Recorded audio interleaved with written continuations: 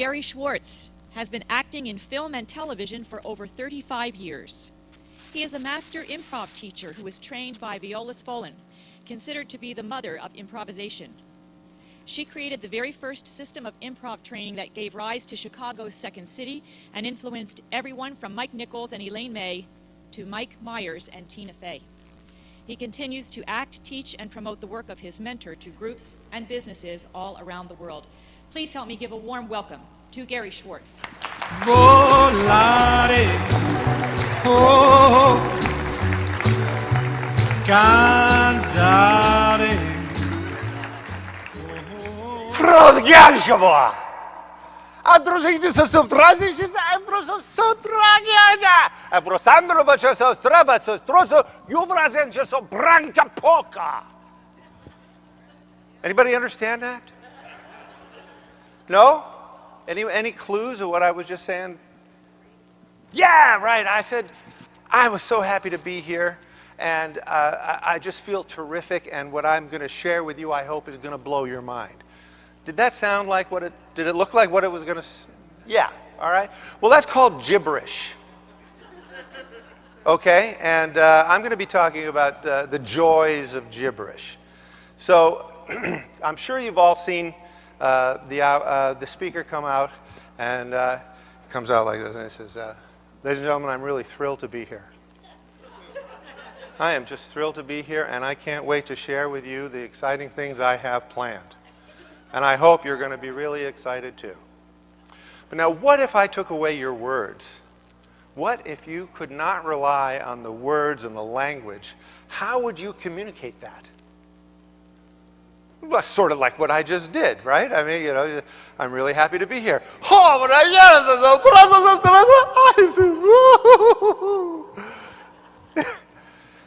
So gibberish is what's called no-symbol speech, and my teacher Viola Spolin created a system of training. She used these theater games to actually teach children the skills of acting, and one of the skills of acting is called subtext.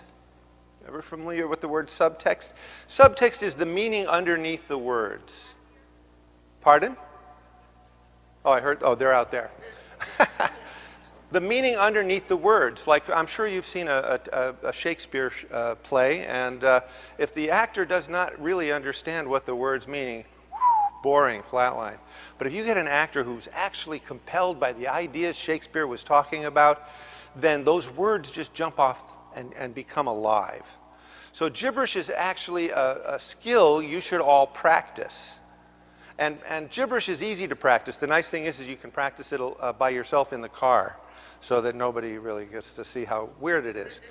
And, you know, you can sing to Volare, you know, which the very first song I ever heard, and it sounded like gibberish to me. Vola, but it sounded very happy. Gibberish is something like babies are learning the language of the sounds of English before they understand the meanings. So they're playing around with sound. Right? And then if you ever spoke to a 2-year-old, you talk right back. Right? So you're practicing helping them learn all of the sounds. So what I like, and if you don't know a foreign language, you can do the same thing, you know, with a foreign tongue. Mine sound very Russian because I don't know Russian.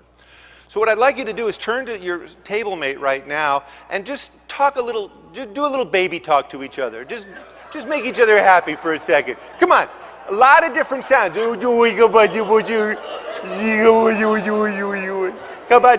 lot of, not just da da da da da. All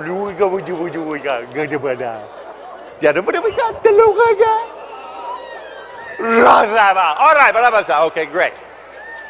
All right, well that's fun, number one. Okay, and you're just speaking in gibberish is fun, but you know, when I teach students gibberish, the easiest thing for adults to do when they do gibberish is to get into an argument, a gibberish argument, because you got gestures and you got all of that stuff. So I'm going to give you 10 seconds to have a quick argument with your partner. Go.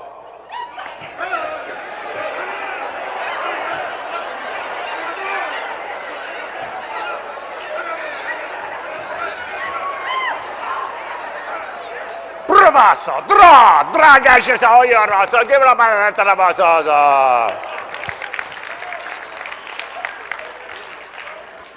All right, first of all, gibberish does a lot of wonderful things for you. It energizes you. When you don't have your words, you have everything else you need as a speaker. You have intonation, you have gesture, you have attitude, and you have the burning desire to communicate something if you didn't have the words.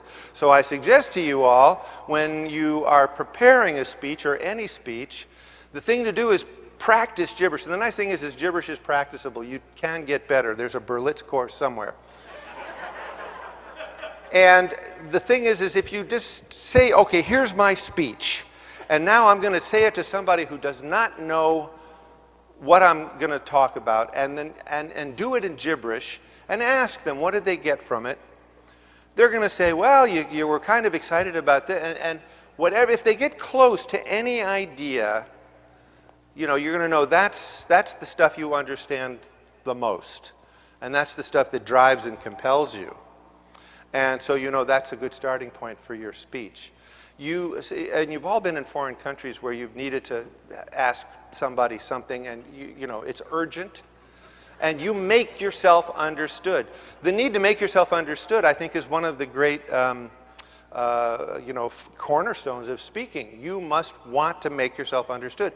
Communicate to another person. And if you did not have the language, how would you do it? And what I'm suggesting is if you are able to do it in gibberish, then when you put the words back, you have what I call congruence. In other words, your body and your whole attitude is going to match your message. And I think that's a big key thing for you as speakers to understand. So now I think what I'm going to do for the rest of my time is to do a little bit of improvisation. Now again, improvisation is something you can't rehearse, although Lord knows I've tried. And so we're going to try a little experiment right now, and hopefully it will just take the rest of my time. Am I still going on good time? I'm really, okay, good. So I talked to someone out here who was attending this conference. I just met today, swear, honest to goodness. She's taking improv somewhere in Seattle, and I asked her if she would help me out with this. So her name is Leslie, and Leslie, would you come on stage for a sec? Wherever you are.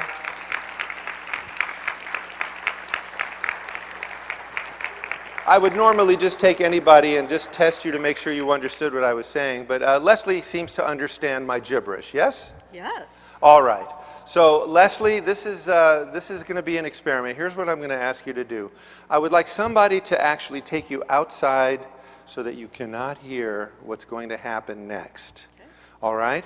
And then the audience and I are going to co-create a made-up story, something strange. And then you're going to come back in, and you're going to have this microphone, and I'm going to communicate that story to you in gibberish. Okay. You are going to translate it to these people back into English, and whenever you get close to what we talked about or what we asked, you're all going to applaud. And I'm going to see in the time remaining if I can communicate the entire story to you. Is that okay? Excellent. This is improvisation, ladies and gentlemen. Let's give Leslie a big hand and have her sent out of the room.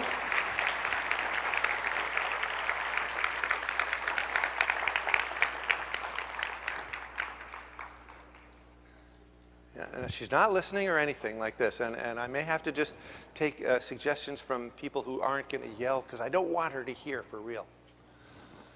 Okay, we're going to, how much time do I have, by the way? 9.5 minutes. Okay, I'm going to use 3 minutes to create a story with you. So let's say I was standing someplace, or I was in some location and I was doing something, some activity. Where would I be standing? Anybody? Where? I was standing at a train station. Okay. Now, normally at a train station, something expected happens. Something very unexpected happened at this train station. What would it be? A gorilla came up. okay? And I reacted in an interesting way. When I saw this gorilla come onto the train platform, how did I respond? What did I do? I hugged the gorilla, okay? The gorilla, in turn, did something very unexpected back. What would that be over here? He kissed me right on the lips.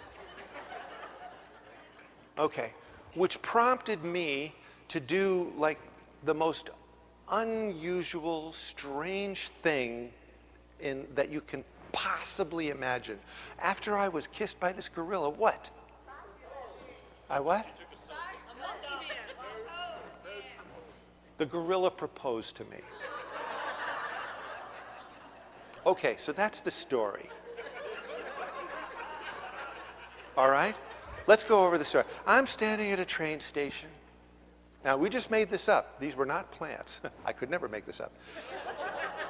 Standing at a train station when suddenly a gorilla comes onto the to the platform and hugs me. And then I give the gorilla a great big kiss on the lips, and the gorilla gets down on one knee and proposes to me. Okay, that's the story. Now, Leslie does not know this story. She may never know it. But what I'm going to do in the time remaining is try to communicate this story to her in gibberish. It's going to take everything I've got, and I'm going to give it my best shot. That's all you can do is want to communicate. So let's bring Leslie back in.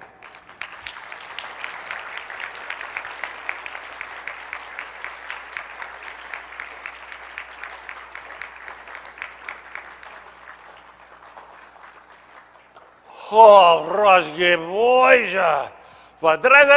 Są krowosy! They're crazy. Oh! Crazy. So, mi? Your suit's too tight. No. I'm going to tell us You're going to tell me about what what they're doing. Ja, Broska. So, abrotki trase, trosem trogile frase, trase, raka profetiti, she said, tam just Kavaskus. You're getting on a train and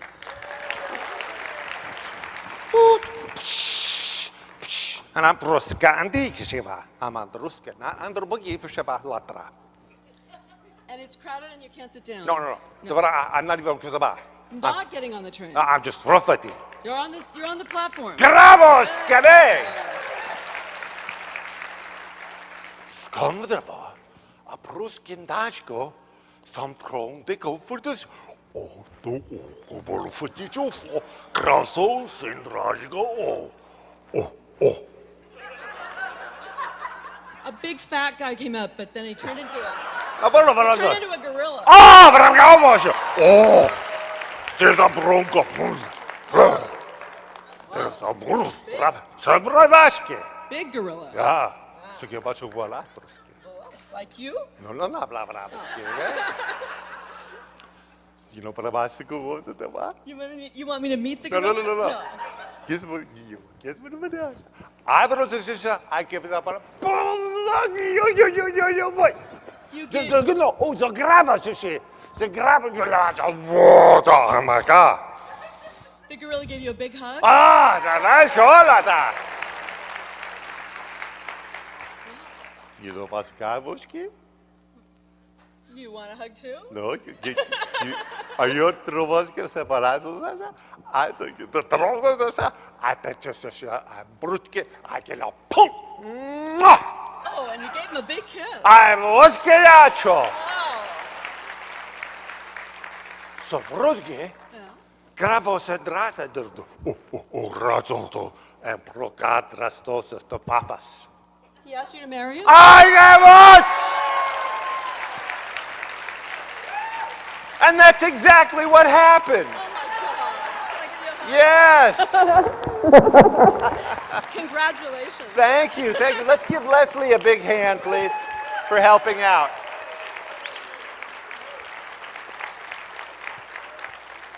So how much time do I have to do a little? A little under 4 minutes. Well, that didn't take long at all. I thought that was going to take a lot longer. But it's because gibberish is, first of all, it's a lot of fun.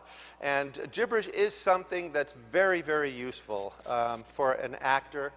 My teacher, Viola Spolin, trained some of the greatest actors of our generation and younger generations. As a matter of fact, Alan Alda just did an HBO special using my teacher's games called Masterclass, and I was just so thrilled to see, because he studied with Viola Spolin in the 1940s when he was 13 years old, along with Alan Arkin.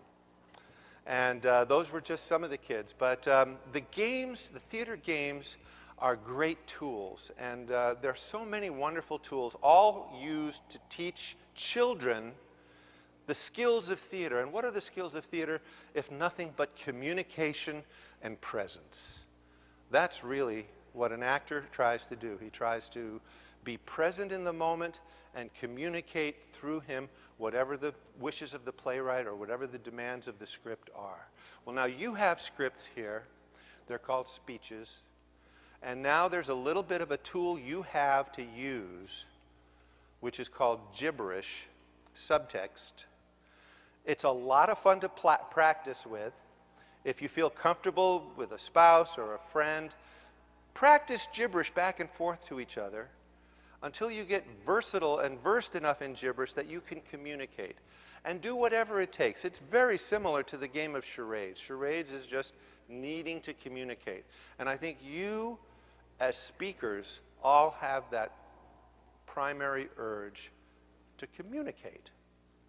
And so that's really the message that I'd like to leave you with today.